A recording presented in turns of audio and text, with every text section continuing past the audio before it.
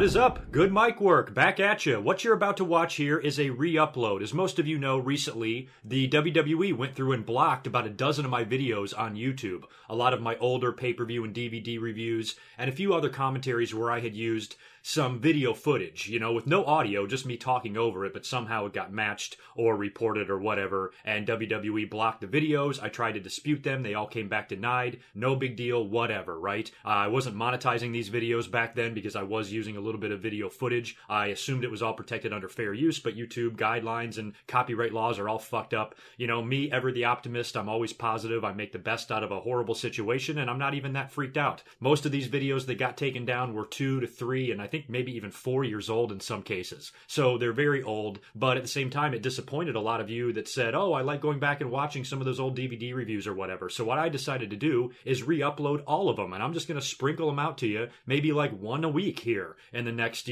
several weeks, just to kind of slowly get them all back in. They're going to lose a ton of views. Most of these had, 50, 60, 70,000 views on them. So I'm not going to get those type of numbers, obviously, on these videos, but these are just a way to give them back to you so you guys have them. All of the issues that the previous video had with the video footage I've just taken out. I've put the new graphics up, give you guys a more updated intro, and remind you to visit my website, GoodMicWorkCommentaries.com, and follow me on Twitter at GoodMicWork, like my Facebook page, and like this video. This video is going to need it. Since this is a re-upload, it's very old. I could use all the likes I can get, share it, and just enjoy the old content from me. I will warn you that these commentaries were mostly done with a really crappy microphone with no pop filter, so this is not my best work. It's not quite as sharp. It was still a hobby for me back then, and my YouTube channel was still in its infancy, and plus my opinions. Who knows what I even said? The statute of limitations on my opinions are gone. Don't give me shit in the comments about anything you hear here. I don't even remember what I said, so if you disagree with something, who cares? I probably don't even feel that way anymore. So I apologize for the dated content and the quality being a little bit less, but I didn't want the videos to completely go away. I figured I would just re-upload them to you so you can continue to enjoy them, and I can replenish my pay-per-view and DVD review playlist down below on my channel. So sit back and relax and enjoy an old school re-upload.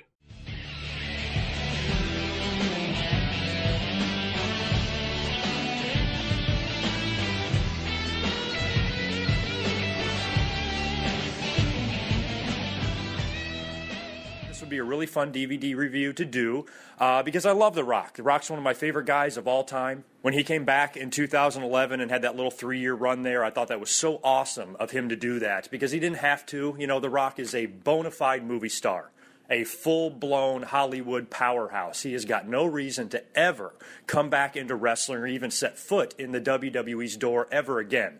But he did it because this is where he got his start. Wrestling's in his family, wrestling's in his blood, and he's always been appreciative of all the fans and their support, and he wanted to come back and give a little bit back. I've always been on The Rock's bandwagon. I've never resented him for what he did, for leaving wrestling and going on to make movies, because that's what he wanted to do. He was doing what he needed to do. He even mentioned in the DVD that, a lot of the people around him, his management at that time were encouraging him to stay away from the WWE so he can make it on his own, make it using his own name, and not have to rely on the success and popularity he had as The Rock in the WWE to get him jobs and things like that. So he wanted to make it on his own, and I completely understand that, and I respect the hell out of him for it, and I thought it was awesome that he was able to come back in 2011, work a couple of WrestleManias, and do this big DVD project. I mean, think about the mark that The Rock left on the wrestling business. He wasn't even in the wrestling business that long. As I was going through making notes for this DVD, when you think about it, we're only talking about 1996 through 2002, and then a little bit of extra shit at the end. I mean, his career was relatively short, and he made such a mark and left such an impression on the wrestling business and all of us that he's going to go down as one of the greatest of all time, and he's going to have a career about a third as long. That's pretty amazing, and that's saying a lot. I mean, The Rock came around at a perfect time, right in the Attitude Era like that, and him and Stone Cold, ascended to heights that no wrestler since Hulk Hogan had ever ascended to. So for that reason alone, I thought a DVD review on The Rock was well overdue. I should have done one on him right from the beginning, because The Rock's the man. So let's get into this DVD. The documentary, of course, as usual with the WWE, was extremely well done. They had a lot of people interviewed for this thing as well. They had his mother and his father interviewed for this thing, even his ex-wife, who I believe he's on really good terms with. I think they're even business partners, so it's cool to see that they remained on good terms after the divorce. She seems like a really nice person. They also had Vince McMahon, Jim Ross, John Cena, Stone Cold Steve Austin made some comments. Mick Foley, Pat Patterson, Ron Simmons. There was a lot of people interviewed for this documentary. Really well done. I enjoyed it. As all of their wrestler documentaries go, they start from the beginning, The Rock's upbringing, his amazing family lineage in wrestling, and the history of all the Samoans that have come through the WWE. They talked about all the different branches of the family tree and who's actually in it, and it's an amazing bloodline. I mean, just a huge family. Their influence on the WWE goes back so many decades, nearly 5 decades now, if you can believe that. It's just, it's unbelievable. That's why you have to look at a guy like Roman Reigns and try not to hate on the guy, because when you think about, how it's in his blood, you want this guy to be a star. Carry on the tradition. It's been a staple in professional wrestling for so long, for this Samoan family to have some sort of a role in the WWE or in pro wrestling in general. And, how can you not root for a guy like that? But The Rock was lucky. He basically grew up in the business. They talked about how many times he would be backstage at Madison Square Garden or where Rocky Johnson would bring him along, and he would meet guys and meet wrestlers. Vince McMahon said he shook his hand for the first time when he was like 10 years old. I did the DVD review on Paul Heyman not long ago, and he kind of had the same deal, sort of. He was in the backstage environment at a very young age. He got a huge education before he even turned 20 years old, so he was very lucky. So was The Rock. So was anybody that was lucky enough to be brought along by dad, and go backstage and kind of get a feel for what this crazy world of pro wrestling is like. And when you can experience that as a young person, when you already have it in you, a guy like The Rock or Randy Orton or some of these guys that were able to grow up in the business, that automatically, sets you apart from everybody else because you are going to, right from the bat, understand it a lot better than somebody just coming in off the streets and decide they want to be a pro wrestler. They showed a lot of pictures as a young Rock, as a teenager growing up, and of course his dad was on the road a lot for the WWE, so he became very close with his mother. He was relatively behaved and a good kid, and then ended up attending the University of Miami and played football there. And The Rock gives a lot of credit to his time on that football team for helping develop his work ethic and the drive that he has today. A lot of that was born playing for the University of Miami. Some kids don't take to that type of discipline. The Rock was somebody that embraced it, and embraced the hard work and having goals and setting goals for yourself and reaching those goals. Everything that he has accomplished today, I think, began at the University of Miami playing football for the Hurricanes. Warren Sapp was also interviewed for this thing. He was one of The Rock's teammates back in school, and Warren Sapp won a Super Bowl with the Tampa Bay Bucks, I think in 2002. I think they beat the Raiders, if I'm not mistaken. So after The Rock graduated, I don't believe he got drafted in the NFL, but he did go play in Canada. Went to go play in the CFL for the Canadian Stampeders, and he had a little bit of a run there, not long. I believe he ended up getting injured and basically had to give up football, wasn't going to make it. It was then when he approached his father and asked him if he would train him to be a wrestler, or he told his dad he wanted to become a wrestler. It's always funny how in every documentary, whenever you hear a wrestler tell the story of when they told their parents that they wanted to be a wrestler, the parents always rejected it. And here Rocky Johnson is an actual wrestler, a good one, somebody capable of training him, and apparently he didn't really want him to be a wrestler right away either. He warned him, to the dangers of the business and some of the shit that can go on and some of the crap he's going to have to go through, and I guess Rocky didn't really want his son to go through that. But Dwayne was persistent and insisted that it's what he wanted to do, so Rocky Johnson agreed to train him. And once he got a little bit of understanding under his belt, I believe that's when they called the WWE. They called Pat Patterson. Pat tells the story on the documentary, how they met in a parking lot and kind of chatted with Rock a little bit. So that's an example right there of how when you're a second-generation star or a third-generation star, or if you're a child growing up in the wrestling business, when you decide, or if you decide you ever want to be a wrestler, all you have to do is make a phone call. You don't have to write a million letters. You don't have to send in tapes. You don't have to attend tryouts. You don't have to go through all the other shit that everybody else that wants to be a wrestler has to go through. All you got to do is pick up the phone, say, hey, Dad, what's Pat Patterson's number? Give him a call and says, I'm Rocky Johnson's kid. I want to be a wrestler. Can you come take a look at me? Done. Shit was done so differently, back then. And plus, The Rock looked like $1 million. Pat said on the DVD that as soon as he saw him, he was like, holy shit, I don't even care if this guy can work or not. We got to sign him. There's no way WCW can get their hands on this kid. They will rape him. So the WWE brought him in, and back then, there was no developmental territory. The Rock had to learn how to work with Dr. Tom Pritchard in the fucking warehouse in Stanford. Cold-ass building, a harsh environment, working with one guy, and they got him in there, and he was fucking great. Everyone said that he wasn't nervous, he was a natural. I remember they used to play those videos when they were hyping up The Rock's debut in the WWE in 1996. They were playing those warehouse videos where he was working with Tom, because that was the only in-ring footage anybody had on the guy. That was the only thing he had ever done. It's not like he went through NXT for a full 2 years before he got brought up to the main roster. He called the WWE, they met with him, they stuck him in the warehouse for a few weeks, and he was on TV. It was that fast. He didn't have anywhere near the formal training that a lot of guys have now, which is just a testament to how great he is. You know, what a natural athlete he is to come in and learn that quickly during a time when there's really no training system in place at all. You know, this is a new kid, a son of one of your former guys that you have to develop and train and build and make on your own. He's not going to travel the world and learn in Mexico and Japan and all over the independents and then come into you as a polished wrestler. No, he's coming in completely green. And even though he had that horrible gimmick at first, you could see that he was still good. He had the look. He was flashy and flamboyant looking. Of course, the big babyface grin and smiles really wasn't working for him, but it didn't matter. You could tell that the overall package of the guy, he could be great. And I remember his debut like it was yesterday. The WWE were going to debut him in Madison Square Garden. Can you imagine that for The Rock? He gets to debut at the world's most famous arena. They were really putting a lot on The Rock. They wanted this guy to be a huge star because this was in the beginning of a lot of the new building stars era. WWE was getting their ass kicked by WCW. Stone Cold was starting to get on the map. You know, they were kind of moving in a little bit different a direction. They gave Sid the belt that night, which was really shocking. So they needed some new guys, and they were hyping The Rock as if he was going to be the next WWE champion in 5 years, and he did it in 2.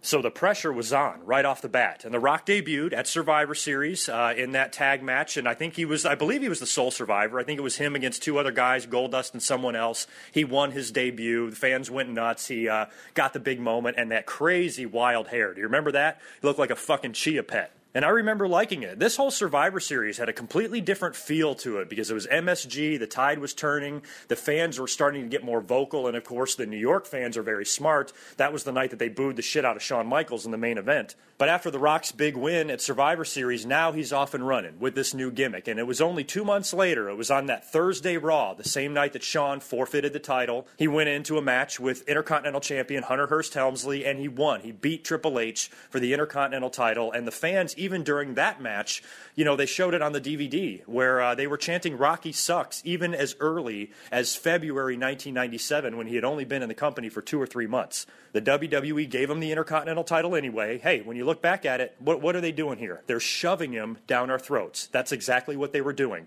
They were hell-bent on building The Rock. They wanted The Rock to be one of the next big things in wrestling, and they were going to give him every opportunity. And they started right there. They didn't listen to the fans. They did what they wanted to do, and they gave a guy, a babyface that nobody likes, the Intercontinental title because they are determined to build The Rock and make him a huge star for the future. You know, to me, what they did back then with The Rock is worse than what they do with John Cena now. At least John Cena's making them some money. Rock wasn't making them a dime. He didn't even have a T-shirt out back then. And the fans hated it. You know, he was told to go out there and be the good sport, you know, smile all the time, you know, play fair and all that shit and fight for what's right. And, you know, The Rock says in the DVD, it's funny, he goes, that's bullshit. Fans see through that in 2 seconds, and we did. None of us really enjoyed The Rock's character. He ended up losing the Intercontinental title on Raw to Owen Hart, and then ended up having a loss, I believe at Cold Day in Hell, to Mick Foley, or Mankind. And the crowd cheered the hell out of him getting beat in that match, too. And then, I believe, was the knee injury, and he was out for some time. 3 to 4 months, something like that. Ends up coming back on Raw and joins the Nation of Domination as a heel.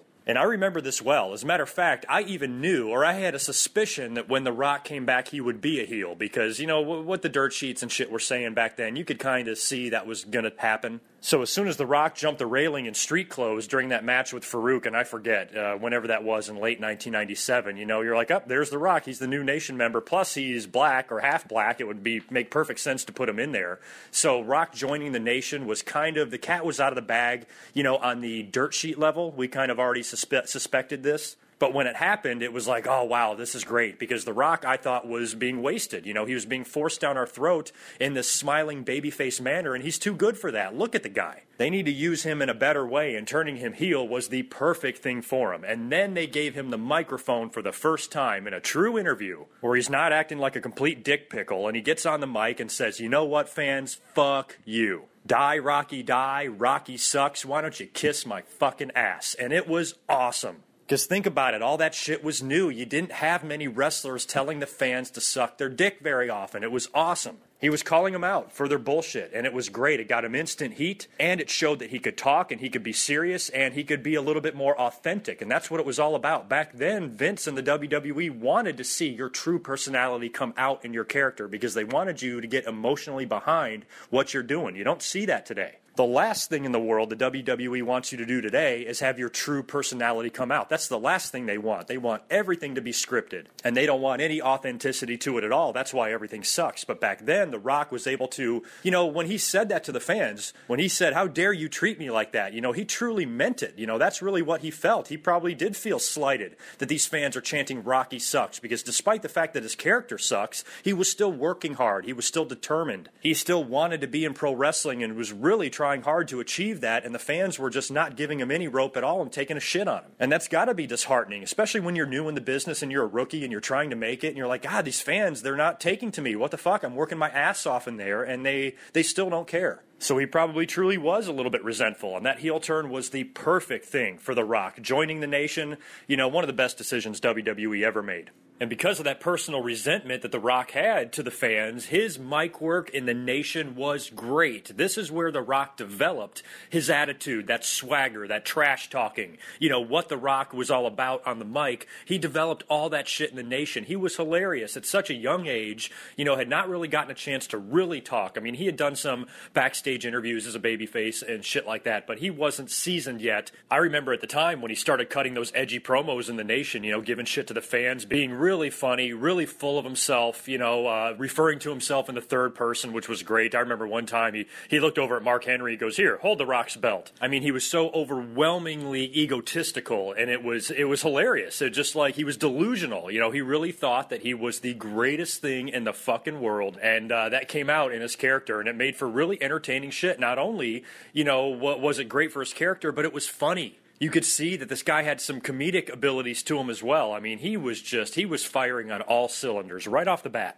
And then they get into what was really his first run-in with Stone Cold Steve Austin. I remember when Austin was still a heel at the Slammy Awards, when they had the Best New Superstar or whatever, Austin gave him some shit, during the exception speech or whatever. But now Austin is a full-blown babyface, and The Rock is a heel, and he's just getting on the map, and they start their little run-in for the Intercontinental title and have the match at D-Generation X in 1997. And leading up to that, they were doing a lot of great build-up because Austin wasn't really back in the ring yet. He came back and wrestled Owen Hart and won back the Intercontinental title at Survivor Series. But before that, he was just doing promos in the ring. And the Nation had started some shit with him. And you could see that early teasing of a Rock and Austin feud. The show that I've mentioned several times that was so significant, such a significant Monday Night Raw in Fayetteville, North Carolina. I've probably mentioned this particular show 100 times, but so much shit went down on that show, including a memorable confrontation between Austin and The Rock. That was when The Rock had like the beeper, and he was in the ring, and Austin beeped him 316, and you see The Rock's eyes look at the beeper, and they bug out of his head, and then Austin jumps him from behind and kicks his ass. They had this natural rivalry. You could feel that this was going to be a great feud. And the chemistry they had and their history together throughout the years has been legendary. Now, around this time, Rock really starts to break out from the Nation. He's starting to stand out as somebody that's on a completely different level than the rest of the people in his faction. But the whole time, Farouk is the leader. And they did the angle where the split with Farouk began, and I think it happened actually the night after WrestleMania 14. But leading up to this, The Rock was doing all that funny shit on the mic, being so full of himself and so egotistical. The Farouk would try to talk, and The Rock would interrupt him and say, "Hey, with all due respect, the champ is talking." And then there was the time that he presented Farouk with a present, and it was just a big giant picture of The Rock. I mean, it was shit like that was so hilarious. And you had Farouk looking at him like, "Are you fucking serious?" It was great, but The Rock, he was going to be a star. Farouk, Ron Simmons, is a great wrestler. I've always been a huge fan of his, but he doesn't have a tenth of the charisma that The Rock did. And the WWE knew that The Rock was going to have to be the guy, to take the reins as the leader, and Farouk got muscled out. At the time, I thought it would be fine for him. I thought he could have a decent babyface run, especially if he maybe changed his name back to Ron Simmons, but that never really came about for Farouk. It's a shame. This was pretty much the end of Farouk's singles career in the WWE. He did a few other things as a babyface, but, he didn't get rolling again until he joined the APA, and then that was as high as he ever got. So they don't disband the Nation, they just kick out Farouk, and The Rock is the new leader, or the ruler, as he called himself back in those days. So the Nation just had a little bit of a facelift. They have a new leader now, but they're still the overall concept. The music got spiced up a little more. The Rock was cutting a lot of promos every single week. Whether he was with the Nation or wrestling singles, he would either cut a promo on his opponent or cut a promo on the fans or do something funny just to get heat. He was fucking great at it. This is when he really started getting good. This is when I started noticing that every single week I was interested in what The Rock was going to say. Before this, you could just tell that he was getting good, being very funny. His promos were wonderful, but now it came to a point where you were anticipating what The Rock was going to say week in and week out, because every time he would come out on TV now as the new leader of the Nation, he was going to talk. And he really honed his skills, to be able to ad-lib and think on his feet like that and cut these great, legendary, memorable promos on live television. So many of them were perfect. He was such a natural at it, and a lot of that began when he was the leader of the Nation. There was another faction out there around the same time who also had a leader. That was D-Generation X. Their leader was Triple H, and they talked a lot about the rivalry between The Rock and Triple H in the documentary. And there are some things that you really, truly can see as a fan. I remember watching these guys work together, just like Rock and Austin. You didn't know them personally, you didn't know what was going on backstage, but you just had this feeling that there was a little bit of personal heat between the guys. And it was really just their competitive nature. None of them hated the other, none of them wished ill of the other, but they were definitely competitive, and they were all going after the same spots, and Triple H and The Rock were basically at the same level on the roster. Triple H was getting over as a new, fresh character, breaking away from the Hunter Hearst Helmsley gimmick, being the leader of DX, taking over for Shawn Michaels, just like The Rock took over for Farouk. Their careers are really paralleling each other, and the fact that they were now in a position to feud with one another, each being the leader of a very strong faction, Rock being the Intercontinental Champion, Triple H, being over as a babyface just as much as The Rock is over as a heel. They were on the same exact fucking level. It was unbelievable. And they started the feud in the summer of 1998, which was such a great undercard feud because you already had Austin and Undertaker and Mick Foley and Kane. They were on the world title level, and then you had a great, Intercontinental title semi-main event level shit going on between The Rock and Triple H, which ended up leading to their great ladder match at SummerSlam 1998. I talked about how much I liked that match in my SummerSlam Memories commentary, and they mentioned in the DVD how The Rock and Triple H did a really good job of sort of changing the perception of that match, because up until that point it was always Shawn Michaels and Razor Ramon, and the great things Shawn Michaels would do in that match, flying around and being innovative. These guys turned this thing into a brawl. They used this ladder as a more brutal of a weapon, which they were now allowed to do again, unlike in SummerSlam 1995. But it was hard-hitting, it was high impact, it was brutal. The Rock got some color. It really felt like a more real of a fight. And it was one of my favorite ladder matches of all time, just for that reason alone, just because it was different than all the rest. These guys didn't need to climb to the top of the ladder and do some insane spot through 6 tables and all that shit. They were just able to fight and make it good and make it believable, and it was dramatic. I was on the edge of my seat through the whole thing. And their chemistry was unbelievable, and that goes back to the rivalry that they had. They were both so competitive that they were trying to outdo one another, and that's how you create memories on television. Vince McMahon used to know that back in the day. He would play these guys off of each other. He knew of the rivalry between Shawn and Brett. He knew the rivalry between Rock and Triple H and Rock and Austin. Why do you think these guys always fucking work together? Vince McMahon can see that. Nowadays, they don't give a fuck about that sort of thing. And the storied rivalries that The Rock had with guys like Triple H and Stone Cold were because of these personal, natural rivalries, of these guys fighting for spots, on the roster. It's the way shit should always be done. The fans could feel the popularity of all these guys, so much so that after The Rock dropped the Intercontinental title to Triple H in the ladder match, he was almost instantly a babyface. There was nothing that even happened that caused him to turn babyface.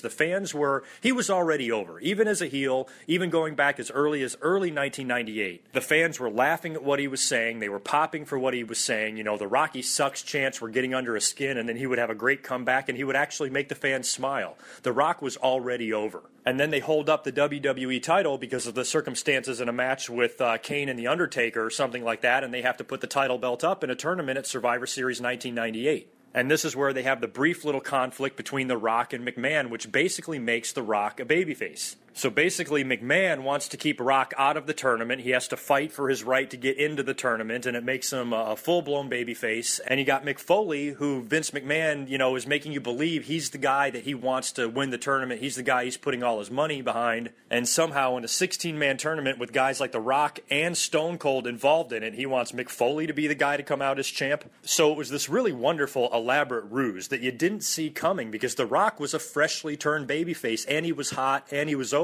The last thing you expected was a heel turn. I thought The Rock was going to win the WWE title because that's what the dirt sheets and the hotlines were reporting. He was going to actually get a run with the belt. But you kind of thought that meant he was going to have a run as a babyface, which would have been great. But the heel turn was a great swerve, and it one-upped Bret Hart. It was a year exactly after the screw job. Bret Hart's Wrestling with Shadows documentary was about to come out, and I think it was Vince's way of one-upping the documentary. And, of course, you know, rubbing shit in Bret's face because there was still a lot of bad blood back then, and they basically reenacted the screw job, you know, and Rock's got Foley in the sharpshooter, and McMahon rings the bell, and, you know, the whole deal. So it was brilliantly done on so many levels. You got to take a shot at Bret Hart and the screw job. You got to turn the Rock heel and swerve all the fans, crown a new WWE champion, make a new star, launch a new guy. One of my favorite pay-per-views of all time was Survivor Series 1998.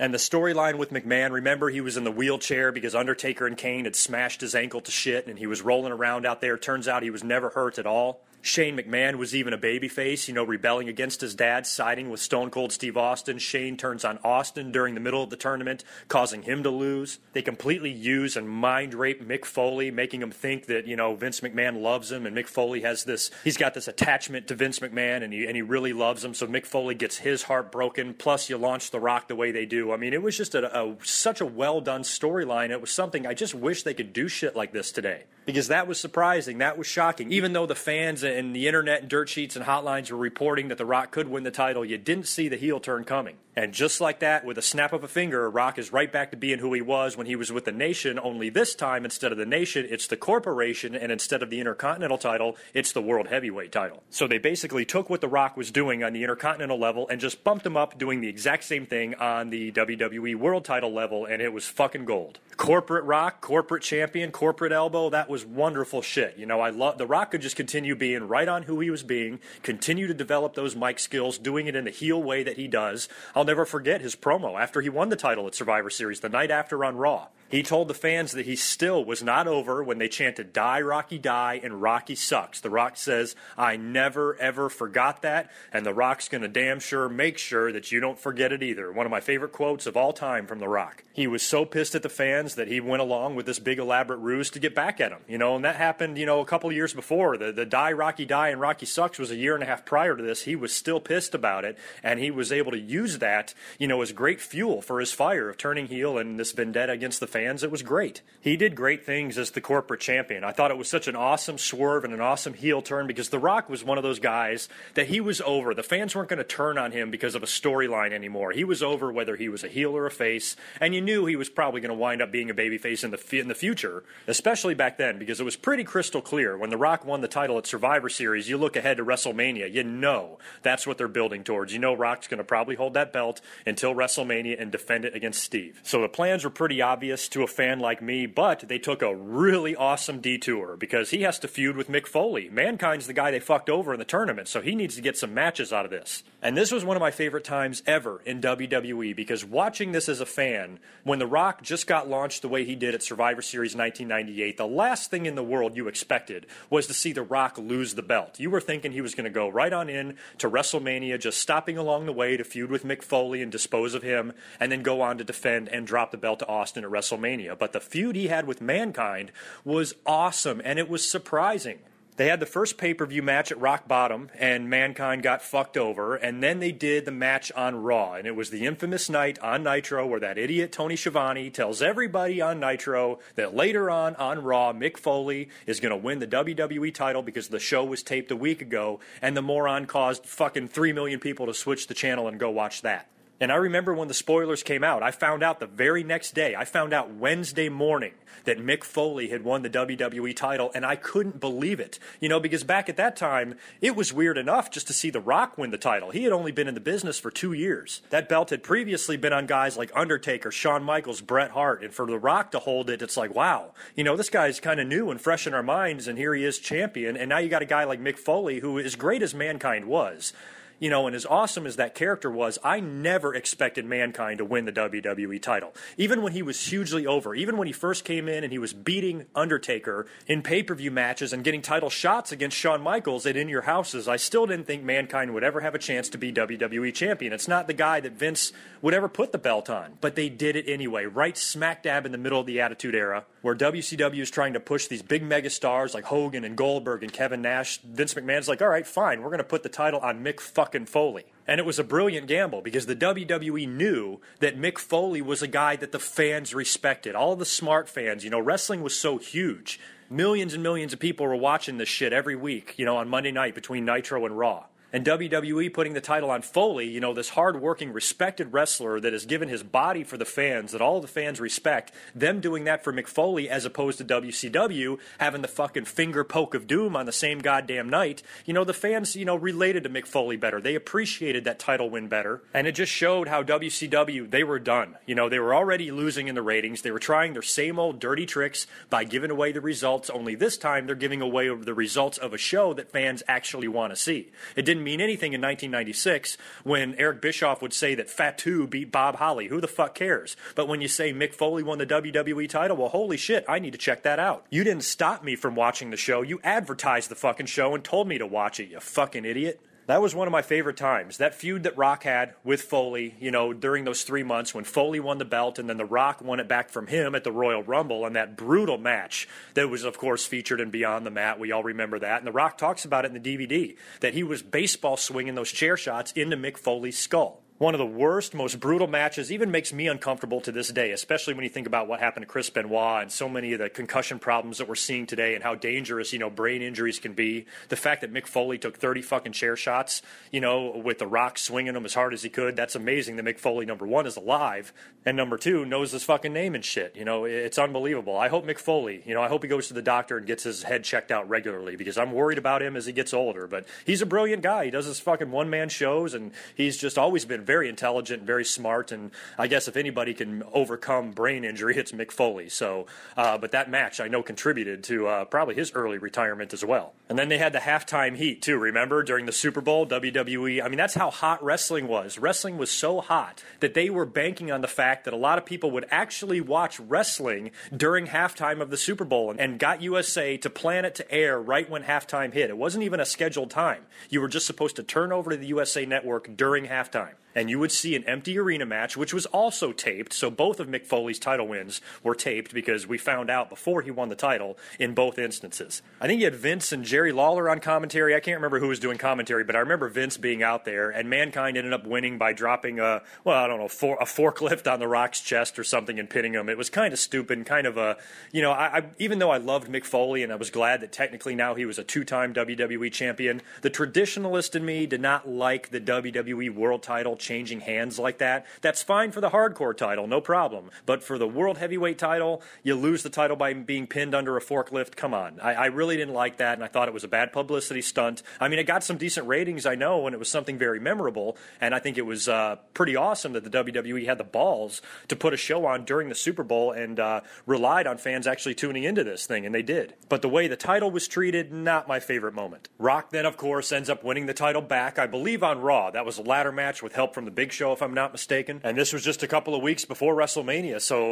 that's kind of rare. You know, a champion becomes champion just a couple of weeks before the show, but he goes in, of course, as planned, to face Steve Austin. WrestleMania 15 in Philadelphia. I was at this show. I drove up to Philadelphia with my girlfriend at the time, and we watched WrestleMania from the fucking cheap seats. I had to mail away for these tickets months in advance, you know, trying to get the best ones, and the best ones I could get were, you know, 10 rows from the top, and it still cost us over $100 a ticket. But I didn't give a shit. I was all about a road trip. It was going to be fun to go experience my second WrestleMania. The match was, you know, definitely memorable. Mick Foley as the special guest referee, Vince McMahon on the outside causing all sorts of problems, and finally Austin beats The Rock, wins the WWE title, relaunched as the man.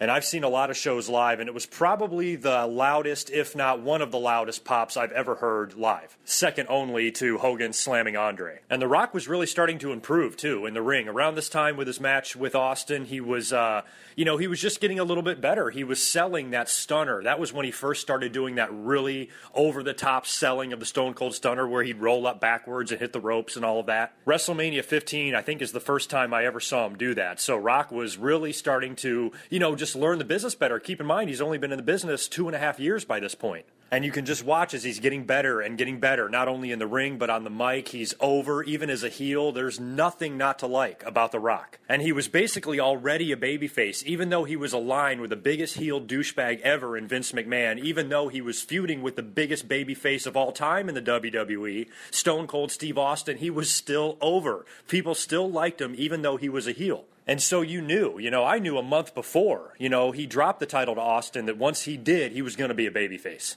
And so they got that rematch out of the way at Backlash, and then literally the very next night on Raw, he was a face. He turned on Shane McMahon, or Shane turned on him. There was a slap involved, and the corporation kind of crumbled, and The Rock was off and running to be a babyface, and he was fucking huge. It was literally instantly. The very next day, fans were like, okay, good, now we're allowed to cheer for this guy. And he was so popular. And this is where the DVD kind of gets into a lot of filler, although it's good filler. They talk a lot about The Rock's promo and The Rock's character. Because keep in mind, this DVD went almost 2 hours long. But it doesn't have a whole lot of years to fill. The Stone Cold documentary that I just did in my last review, that was about the same length, but Steve Austin had 8 or 9 more years of his career than The Rock did. So they had a lot more ground to cover. Here, the WWE, really goes into detail on The Rock's character. And during this time when he first turned face in 1999, showing all of the funny promos that he was doing, he was getting even funnier. If he wasn't funny enough, as it was in 1998, now he's in 1999 and he's starting his catchphrases. And some of my favorite ones were that it doesn't matter what your name is. I think one of my favorite times he did that was when he was, it was a match or something, and he was like the special referee and he was on commentary. I think it was British Bulldog and somebody. It was in 1999. And the guy goes for the cover, and The Rock goes, 1, 2, it doesn't matter if The Rock counts to 3. The fans just shit themselves. He could pull that stuff out of his ass, and just crack us the fuck up. I loved it when he would imitate the Big Show, and he'd do the Big Show's choke slam move, and he'd go, just great shit. Even when he was a heel, and he would do his catchphrases, and the fans would start doing it with him, and he'd go, this ain't sing along with The Rock. He did that in Philadelphia at WrestleMania 15. He would do his bit where he'd call somebody a Rudy Poo candy ass, and the fans would do it along with him. So The Rock was incredibly original. Although he did steal Rudy Poo, I must say, from Iceman King Parsons. Most of you probably don't know who he is, but look him up. He was an old NWA and WCCW performer, and I distinctly remember him saying Rudy Poo before. Pretty sure he was tag team partners with The Rock's dad, as a matter of fact, as well. But they really went into detail about how funny and how great The Rock was on the mic, all of the great promos. They just played little clips of some of the classic promos that he did. You guys remember. Who can ever forget any of this shit, right? I can remember hearing some of this stuff for the first time when The Rock would say it and being just fucking giggling my ass off, because you just never heard anything like this in professional wrestling before. Nothing at all. There has never been a guy like The Rock who's been over like this. And they talk about that in the DVD, that it's so rare. How often in life are you going to get 2 hugely popular stars, 2 of the most popular of all time, being in their prime at the same time? You'll never get to this point again. And it's a good thing you had 2 of these guys, because that way, if one of them goes down, you can still keep the company afloat riding one of your super white hot, baby faces. And that's exactly what they had to do, because in late 1999, Stone Cold is out with a neck injury. And he's going to be out for a full year, so that means The Rock has got to take the reins here. And when Stone Cold is on the shelf, The Rock redevelops his rivalry with Triple H, and the 2 of those guys worked basically that whole year of 2000 in some really, really good matches. Just like Austin and Rock would improve, in a couple of years, Triple H and The Rock were improved now, because when they were wrestling in 1998, although those matches were good, their latter match at SummerSlam was great, this is a full 2 years later, and now they are even better in the ring, and their matches were just unbelievable. Their Backlash match, you know, when The Rock won the title, was one of the best moments ever. Although Stone Cold did make an appearance in that match, it was really about The Rock. The one mistake I do think the WWE made was not giving The Rock that moment at WrestleMania 16. They had Triple H retain the title, which at that time was rare. Guys weren't retaining the title in the main event, and heels certainly weren't winning in the main event. And so that was something they had the balls to try, and I appreciate that. But given the popularity of The Rock and given, you know, how huge of a star he is, he deserved that moment. And that's probably one of the only things, if I was WWE, I would have done differently. That's what the fans paid money to see that night. That's what I bought the pay-per-view for, was to see The Rock win the title. I didn't even like the four-way concept, but at least I thought, well, The Rock would come out of it with the title, so it would be okay. If it was up to me, I would have just done Rock versus Triple H, period, for the title. Triple H just came off that great feud with Cactus Jack. He retired Mick Foley. He's got all the heat in the world, all the momentum in the world, and, you know, have him drop the belt to The Rock at Mania. That's what should have happened. And I think WWE realized that, and they were like, we better just give it to him at Backlash instead. Well, they should have just thought that far ahead and done it at WrestleMania, but the Backlash match was awesome, including their next match at the next pay-per-view when they had the Iron Man match, when Shawn Michaels and Undertaker got involved in that. I remember that being very good. Iron Man matches are something you think about with smaller guys, Bret Hart, Shawn Michaels, Kurt Angles, guys like that. The Rock and Triple H were, you know, two pretty big, beefy guys, and for them to be able to go in there for an hour and keep your interest, you know, they deserve credit for that. They maintained that ship while Austin was away, and The Rock was almost just as popular as Austin was in wrestling, but he was even eclipsing him in the mainstream publicity. Everybody wanted a piece of The Rock. He was on all sorts of talk shows and interviews. He was all over the media, you know, doing appearances left and right. And then he got the gig on Saturday Night Live. And I really think that's when Hollywood recognized him. I remember that night so well. I got off of work and I went home specifically to watch that episode. I set my VCR, but I was able to watch it live because I couldn't wait to see The Rock. And it was right before WrestleMania. Remember, they had everybody on there, Triple H, Foley, and Big Show. They all made appearances. But The Rock was so spectacular in hosting the show, and I think he surprised a lot of people. That got the ball rolling for him, I think, in Hollywood. And that's when he got invited to have that small role in The Mummy Returns. And he got rave reviews for that. And it was around that time I remember specifically being a little bit worried because The Rock was getting so much attention. I mean, he was on the cover of magazines that didn't have anything to do with wrestling, so I was already worried, you know, as a wrestling fan that there's a chance we're going to lose The Rock. I'm not lying to you when I can tell you that I saw this coming, you know, in 2000, and I was worried. Now, they move ahead in the documentary to late 2000 when Stone Cold returns from his injury, and of course they're going to have to build, you know, the big epic battle between The Rock and Stone Cold Steve Austin, WrestleMania 17, one of my favorite matches in WrestleManias of all time. I wasn't crazy about the Austin heel turn, but still, the overall match and the overall night was one of my favorite in the history of wrestling. And how I talked earlier about how Triple H and The Rock's matches got better when they worked in 2000 compared to how they were in 1998, same goes with The Rock and Stone Cold. And The Rock and Austin both mentioned that in the DVD, that there was just this better in-ring trust now, because in the beginning there was a little bit of tension, that competitive rivalry. Now these guys are seasoned pros. They're both equally over. They both know their roles in their company. Neither one of them are worried about throwing the other guy off the top because they're too popular for that to happen anyway. And that reflected in their matches. You could see they got better. Their WrestleMania 17 match, you know, was 10 times better than the WrestleMania 15 match as far as how they worked in the ring, their timing, and all of that shit. And The Rock dropped the title to Austin, and then the next night on Raw, they do the cage match rematch where they beat the shit out of The Rock, and that's when McMahon suspends The Rock indefinitely, which writes him off of TV, because remember when I said I was worried about losing The Rock? Well, now it was becoming a reality, because he was going to go play the fucking lead role in The Scorpion King. People liked The Mummy Returns movie, liked his appearance in that, and decided to base a whole movie off of that character, and now he's a full-blown movie star. So he goes off and does that movie for a couple of months, and you can tell it's only a matter of time before he gets another offer to do another movie, and he's going to be gone again. But he comes back in the summer of 2001 where he joins the WWE in the Alliance angle, and they go into a great detail again on the evolution of his promo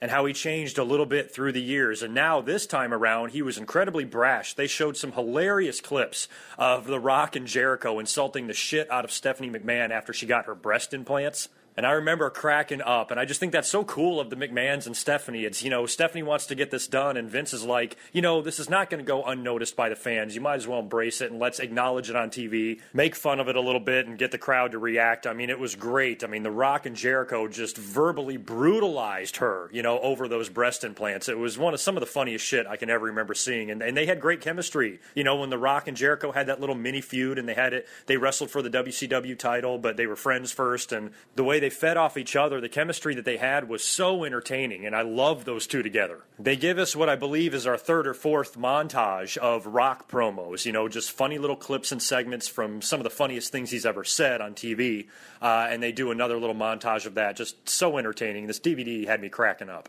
Next up, they take us to the epic match of the Hulk Hogan versus The Rock at WrestleMania 18. I've talked about this match a few other times in various commentaries, and they really go into detail in the DVD about how epic of a confrontation this was and how the crowd, the fans, the WWE Universe made this match special. John Cena made a comment in the documentary. He goes, "You turn the volume completely down on mute, the match is garbage. You turn the volume completely up, it's the greatest match of all time." And he's right. Those fans, the way they reacted to Hogan, the way they reacted to the whole match, every punch, every kick, every body slam, everything the fans popped for. If it weren't for that, the match, the physical part of the match in the ring was shit. I mean, it had to be. Hulk Hogan's in the ring. Not even The Rock can carry his ass. It's just impossible. And looking back, I always resented the fans for this. I always thought it was incredibly wrong of them to turn on The Rock like that and start cheering for a guy like Hulk Hogan, a guy who's been on the other side, battling against Vince McMahon for so long. And here they bring the guy back in. He's got this huge WrestleMania match against a guy that was created in order to compete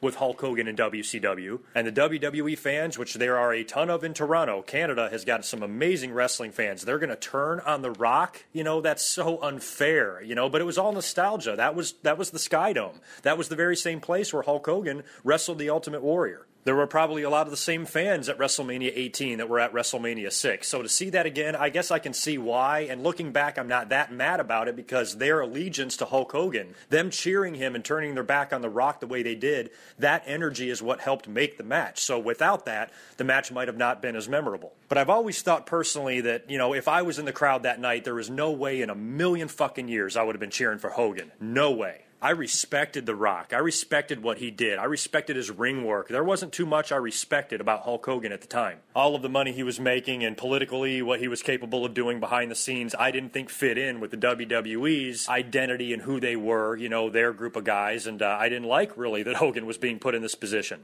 But one thing I will say about Hogan is that I have to give him credit for this. This was, I think, one of Hulk Hogan's greatest moments because I thought this truly was a torch passing. They didn't really accomplish what they wanted to accomplish when Hogan gave it to the Warrior, in the same building. But with The Rock, it was clearly, today's star versus yesterday's star. Hogan was much older, and The Rock was at the top of his game. And so for Hogan to put The Rock over like that, I thought was great. Now, Hogan had to. He knew he had to come in there and show everybody that he'll do business. The Rock, if you notice, is really the only guy to ever win one of these type of matches with Hogan. Every time he's come back since, he's always winning. He beat Shawn at SummerSlam. He beat Orton at SummerSlam. A month after this match with The Rock, they gave him the WWE title. I think only Taker and Brock got victories over him in 2002. Other than that, he's never lost. And I think Hogan liked being there because think about what he was going through in WCW. I mean, Hogan was there pretty much until the end of WCW, and it had turned into such a pile of shit. It was emotionless, passionless crap with tiny crowds, wrestlers that weren't over, terrible storylines, terrible writing, terrible everything. I mean, WCW was in the shits. And then he gets to come back in to the WWE and work a match like that on a show like that in front of a crowd like that. I mean, Hogan had not experienced anything close to that since he put over Goldberg in the Georgia Dome, and I think this was twice as big as that. So Hogan obviously was probably more than willing to do the job. Just to be a part of that, had to be very special for both guys. And I think it's, I got to give Hogan credit for that because I've always thought he was shit in the ring, and I thought he was really bad in the ring near the end there, especially in 2002. And the fact that Hogan and Rock were still able to take the fans on that ride, Hogan deserves credit for that. And the only problem with this torch passing, which I believe was an actual torch passing, this was like, you're the guy, here you go, you're better than me.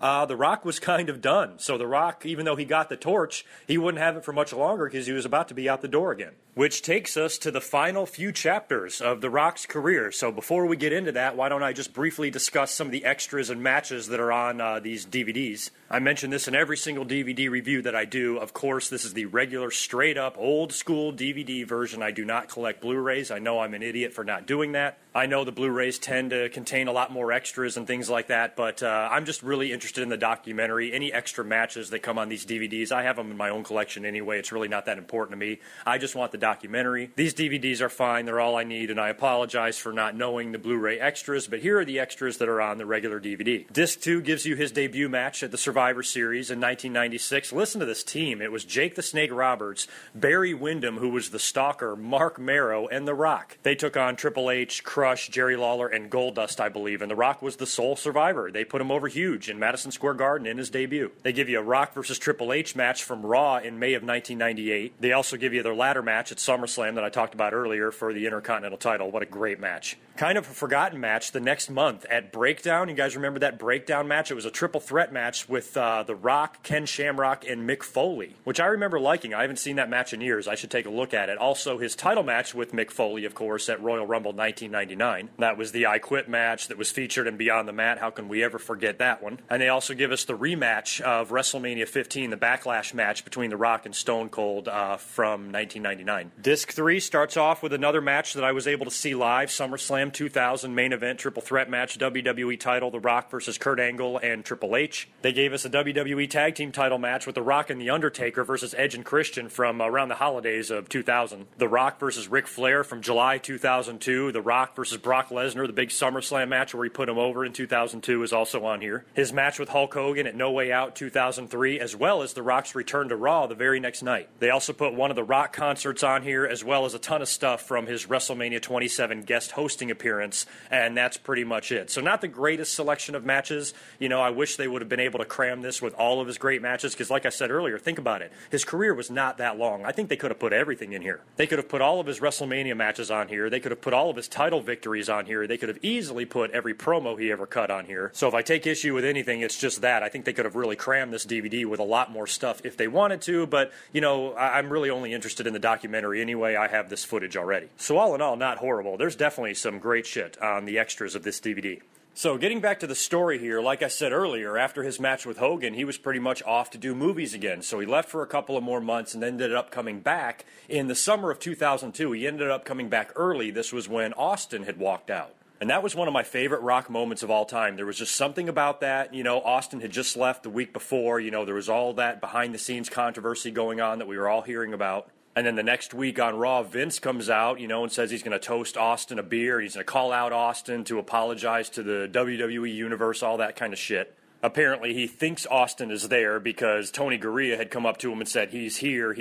And then finally, Gurria comes into the ring and tells Vince again, he's here. But he wasn't talking about Stone Cold. And then Vince goes, well, if the he you're talking about is not Stone Cold, who the hell is the he you're talking about? And then the if you smell hits and the crowd shits their pants.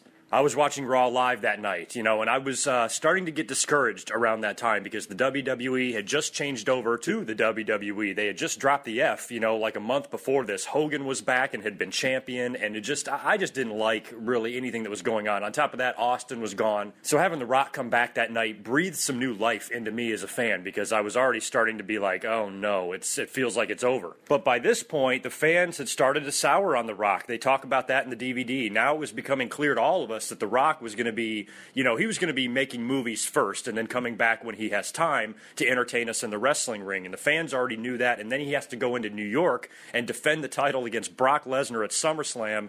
And they talked a lot about how the fans flat out turned on him. I've talked about this match several times over the years. This was something that just always bothers me about the fans. Like I mentioned about Hogan and Rock's WrestleMania 18 match. If I was in the building that night, I wouldn't be doing that. I just have a heart, really. I mean, I just think these fans are so idiotic and fucking selfish and fickle, but then again, that's sometimes what makes matches special. I love the fact that The Rock was getting booed. I didn't agree with the fact that the fans were doing it, but it made the match so much more interesting because you're like, wow, look at this. You know, the fans are turning on this babyface champion and they are rooting for this big bad heel to take over and kick The Rock out of the WWE. I couldn't believe the fans could even do that to The Rock, but it made for this great, like, extra sort of storyline, and as soon as The Rock lost, you know, he even kind of cut a funny little promo and even hinted right there. I think The Rock knew in his head that if I ever come back, when I do, I'm going to be a heel. And that's when he took the rest of 2002 off, came back right before WrestleMania, and played the snobby, asshole Hollywood movie star,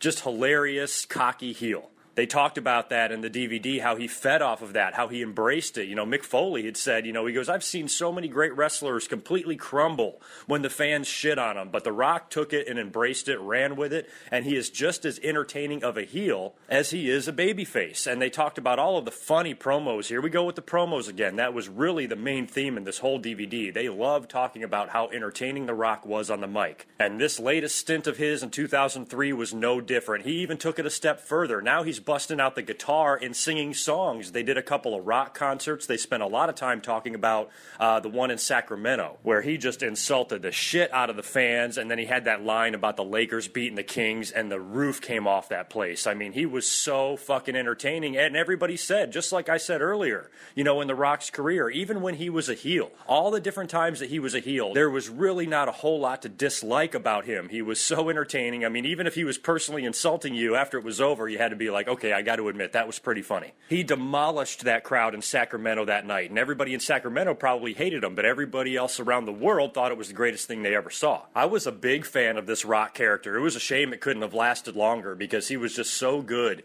You know, I mean, all the things he did on Raw, you know, leading up to his match with Austin, even what he did with the Hurricane. Remember, he put the Hurricane over? Used to call him the Hamburglar. He seemed like he was out there having a good time, and he was entertaining, and he didn't have to worry about the pressure of the fans shitting on him or turning on him because he's already a heel, and he's being a great heel. And then this leads to the WrestleMania 19 match, which turned out to be Austin's retirement match. But The Rock, you know, overcame the one mountain he had not been able to climb. He had not been able to beat Steve Austin at WrestleMania. Finally got him in the ring, had a great match, and beat him clean. And Austin was out of the WWE. And you know what? So was The Rock. He'd stick around for a few more weeks. He'd put over Goldberg on his way out the door. But this was a sad time for me. I loved WrestleMania 19, one of my favorite ones ever. But I remember distinctly after that show thinking to myself, things are never going to be the same again. And the full transition into Hollywood was pretty much completely made. Rock came back one more time for one more match at WrestleMania 20. Not my favorite Rock match. I mean, I loved that he came back. He got a big pop that night when he returned on Raw. I thought the match of Rock and Sock Connection versus, you know, this big up-and-coming stable of Evolution was a great undercard match for WrestleMania and was gonna be really good, and it turned out not to be so good. After what The Rock had done in his previous two WrestleManias, beating Stone Cold Steve Austin and beating Hulk Hogan, him coming back and being a tag team match with Mick Foley and losing in the middle of the card, to me was a huge letdown. I would have preferred The Rock come back in and do something a little more special, have a big one-on-one match. This is one of The Rock's returns that I could have done without, and I think The Rock even felt it as well. And that was it for him. After that, he did not come back. I think The Rock coming back and having one more match in the same building that he debuted in made great bookends for his career. And I think after that, he was definitely done. And he was off and running to make movies on his own in Hollywood. He came back one more time in 2008 to induct his dad at the Hall of Fame. Remember, he cut that big, long promo, you know, kind of joked with John Cena a little bit. I remember watching that and just being so happy to see him. And I remember a few fans kind of getting on his case for going too long in that promo, being typical wrestling fans. But for me, we hadn't seen The Rock in so long. If he wants to talk for 3 fucking hours, he's welcome to. But that was really all he did. You know, he stayed away. And he said that in the DVD, that, you know, he wanted to make it on his own. He wanted to shed the persona of The Rock and make it as Dwayne Johnson. And he didn't want to be the type of guy that would just come back into the WWE here and there to plug and promote his new movie. He didn't want to do that. He didn't want to use the WWE to help him succeed in Hollywood. WWE was definitely his stepping stone, but from there he wanted to take it on his own. And I completely understand and respect that. And I'm proud of him. You know, that's another thing that I hate about the fans sometimes when they give these wrestlers shit. You know, if anybody out there is shitting on The Rock, oh, he shouldn't have done this, or he did the fans wrong, or he turned his back on wrestling, fuck you. You should be proud that this guy, that one of our people, you know, has gone into Hollywood and made it to the heights that he's made it on. You should be proud of that. For people that take a shit on pro wrestling, you know, and give wrestling fans and wrestling in general a hard time, you can say, oh yeah, well, professional wrestling produced The Rock. Professional wrestling produced Brock Lesnar and all sorts of other great entertainers out there. I was proud of Brock Lesnar for walking into the UFC, a place where real fights happen, and goes in there and wins their heavyweight title. To me, it makes no sense to shit on The Rock. You should be proud of The Rock, and GoodMicWork is proud of The Rock. Now, unfortunately for the DVD, this thing was made 4 years ago. They did this in 2011 when The Rock came back for WrestleMania 27, and that's where the story wraps up. They show his comeback, you know, when he came back to Raw before WrestleMania 27. And, oh, I remember that night. I had just started doing commentaries. I was less than a year into doing the YouTube channel, and The Rock had come back. I had just moved out here to California, and I was undergoing a lot of transition. And I came up and talked about it a couple of times. Those commentaries are long since deleted, but I remember when he came back, how great it was to see that. I mean, it just warmed my heart with joy. It just filled my heart with joy to see The Rock back, and you could sense that he was back in it for real. He wasn't going to come back in for one night and leave again. He might be doing some more things, especially on the very first night when he called out John Cena. I got to admit, I was drop dead shocked by that, because I didn't know The Rock was going to come back and do something like that. I thought he was going to be the host for WrestleMania, make some appearances, cut some Rock promos, do his Rock thing. I didn't know he was going to specifically call someone out and start a program with them. And when he cut that promo on Cena and started insulting him and calling him a big box of Fruity Pebbles, the crowd was literally jacking off, you know, to what he was saying. It was unbelievable. I couldn't believe it. The only criticism I had for it at the time, however, was that, you know, WrestleMania 27 seemed so pointless. You know, they had a whole year to promote the main event for WrestleMania 28, and when The Rock came out there and called out John Cena,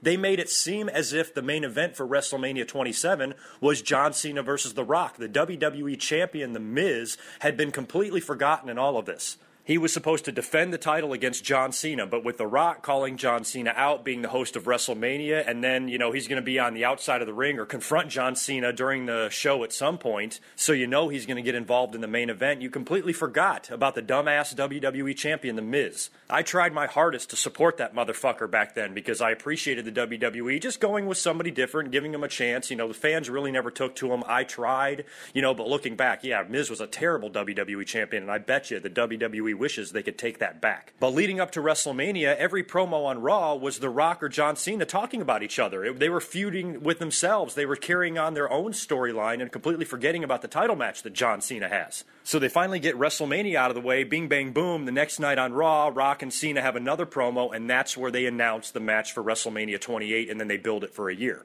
And although I liked that, because that was the first time we had ever seen a main event announced that far in advance, and the WWE actually followed through with it, and it turned out to be one of the most successful main events they had ever had, to me that match just should have happened at WrestleMania 27. And I remember doing commentaries at that time saying that, you know, being like, what the fuck am I watching here every week? I'm watching The Rock, you know, talk trash to John Cena, insulting him, you know, but yet he's not getting in the ring, he's not getting physical, he's not wrestling, but he's calling John Cena out with fighting words. Those are fighting words.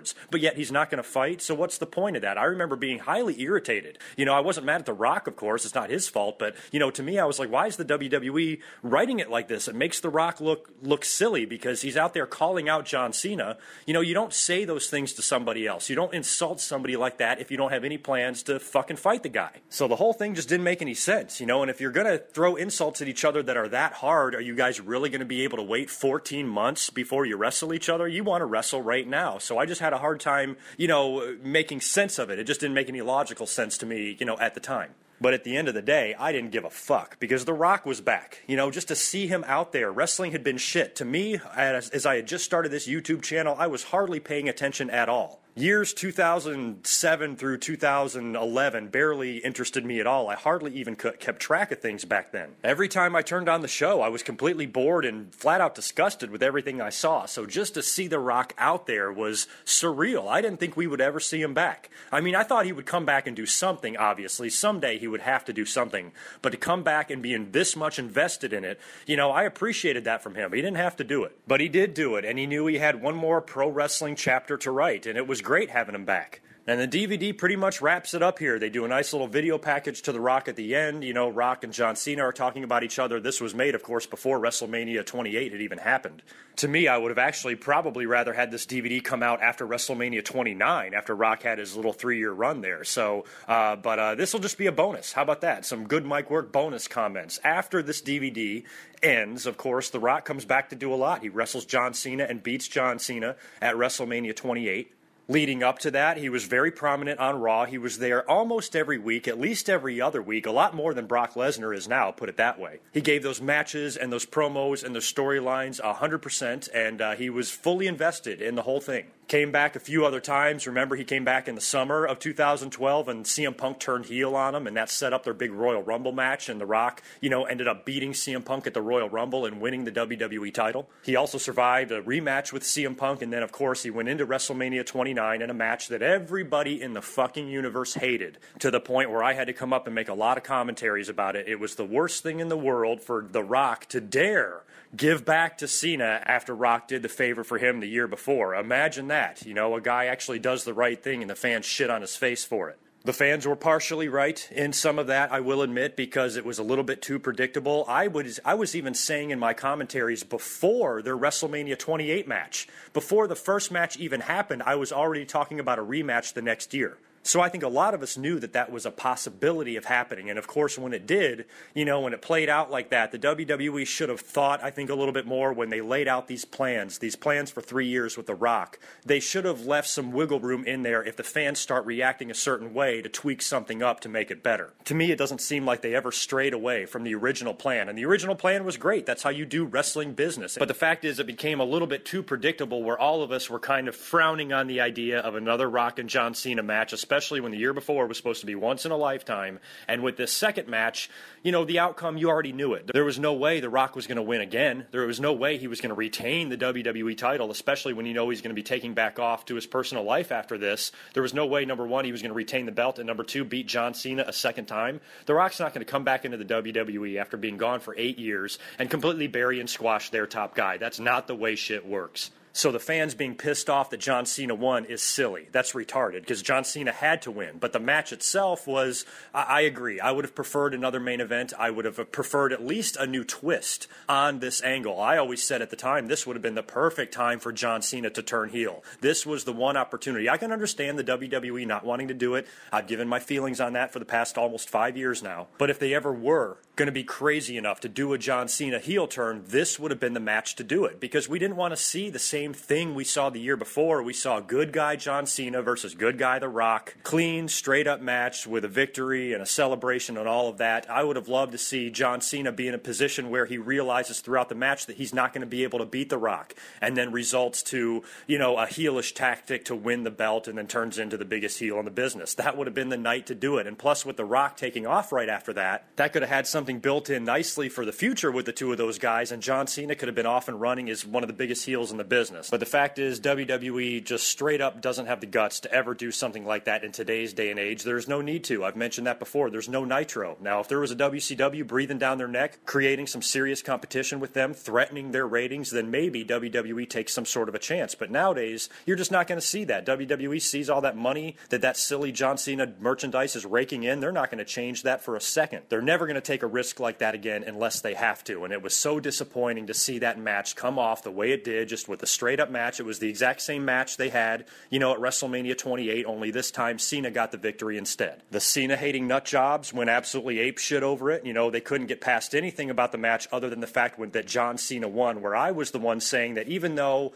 I wasn't that thrilled with the main event either, I was still happy and proud that The Rock had just come back and entertained us for 3 years. To me, that was still a big deal that The Rock was even out there. I don't care if The Rock wins. I don't care if The Rock loses. The fact that he's out there, for me, was a real treat. Wrestling fans, specifically the ones that are so hung up on John Cena, my biggest problem with them is they're so unimaginably immature. I mean, how can people act like this? How can people be this crazy and this delusional to where everything else in a show or a wrestling match is completely lost just because some guy that you personally cannot stand wins? I just think that's fucking immature and childish. And to me, the bigger story wasn't John Cena winning. To me, the bigger story was that might have been it. The Rock just came back for 3 years and gave us 3 WrestleManias. We might not see him wrestle again. To me, that was the bigger story. To me, that was what was more heartbreaking. I didn't give a fuck if the WWE wants to put the belt on their boy John Cena. Fucking have at it. Do whatever the fuck you want, WWE. What do I care? But The Rock is going to be gone. He still hasn't wrestled a match since, as of recording this commentary, and we don't know if he will again or not.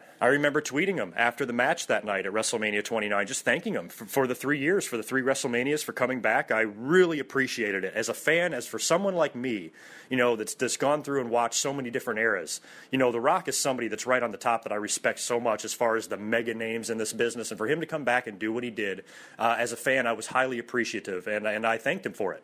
Not one fan out there gave a shit about that. Not one fan out there thanked The Rock for anything that he did. The only thing that they were doing was freaking out over John Cena winning the WWE title. They didn't care about anything else. They didn't see any other story. They didn't see any other part of the match or anything that The Rock did for them. The only thing they saw was the John Cena victory, and they obsessed about it. Where for me, I was thinking in a completely different frame of mind. So it remains to be seen what The Rock ends up doing in the future. When he came back, in that first promo in 2011 before WrestleMania 27, he said, "I am back, and you have my word that I will never, ever leave." So I don't know about you, but I'm going to hold him to that word. And at the very least, I think what he meant, and what I hope he meant, is that he will never be gone again for 7 years. He will always come back and do something. The Rock will be back in the fold at least a couple of times a year, making some sort of appearance, and maybe even a surprise appearance. Just a few weeks before I'm recording this commentary, he showed up randomly on Monday Night Raw and confronted Rusev. And when I did my Raw review that night, I said, see, that's what I miss about The Rock. I used to love those little random cameos that he would do. If The Rock doesn't come back and do a major program, a major in-ring program again,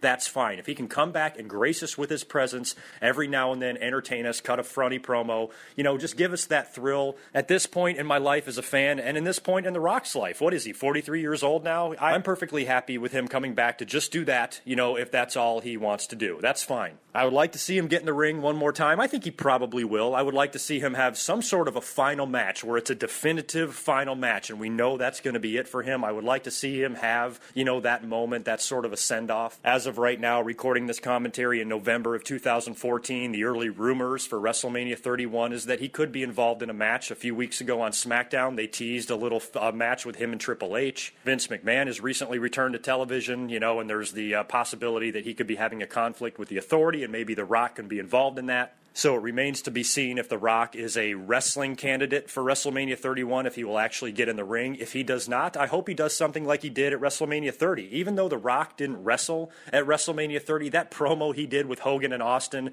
was one of my favorite things I've ever seen at a WrestleMania. If he can come back and do something just as simple as that, then GoodMicWork's a happy camper. All I ask for is that I see him from time to time. That's it. I'm a huge Rock fan. I'm very, very proud of The Rock, and I'm very appreciative of everything he gave me as a wrestling fan. He entertained the hell out of me, and I have the utmost respect for Dwayne "The Rock" Johnson. I love you, Rock. We all love you. Until next time, peace.